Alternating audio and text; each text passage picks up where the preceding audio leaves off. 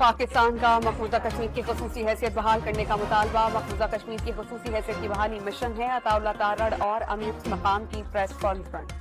भारतीय गैर कानूनी इक़दाम के खिलाफ दुनिया भर में यौम इस्तेहसाल कश्मीर मनाया जा रहा है। दफ्तर खारजा से की चौतक रैली। मुजफ्फराबाद में इंसानी हाथों की जंजीर बनाकर कश्मीरियों से यकजहती का इजहार किया गया। वज़ीर-ए-आज़म शहबाज शरीफ और सदर आसिफ ज़रदारी का कश्मीरियों की सियासी, सिफारती और अखलाकी हिमायत जारी रखने का आज़म। कश्मीरी अवाम के हक़ खुद इरादियत की दो लोग हिमायत करते हैं। ISBR का पैगाम। दुनिया के सामने आज भारत की नाम निहाद जमहूरियत का चेहरा बेनकाब हो गया। मिसाल मलिक का पैगाम। वज़ीर दाखिला मोहसिन नकवी और वज़ीर-ए-आज़म आज़ाद कश्मीर चौधरी नबारुल हक का कश्मीरियों के साथ मुकम्मल यकजहती का इजहार। कश्मीरियों पर जुल्म के खिलाफ खैबर पख्तूनख्वा असेंबली में 2 करारदादें मंजूर। कश्मीरियों से यकजहती का इजहार करने के लिए 1 मिनट की खामोशी इख्तियार की गई।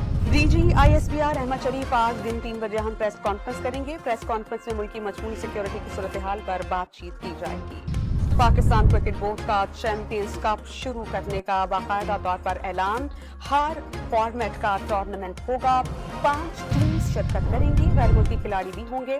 वज़ीर-ए-आज़म ने चेयरमैन पाकिस्तान क्रिकेट बोर्ड से सिफारिशी कल्चर खत्म करने का टास्क दे दिया। मेरिट के खिलाफ किसी खिलाड़ी की सिफारिश न मानने का हुक्म।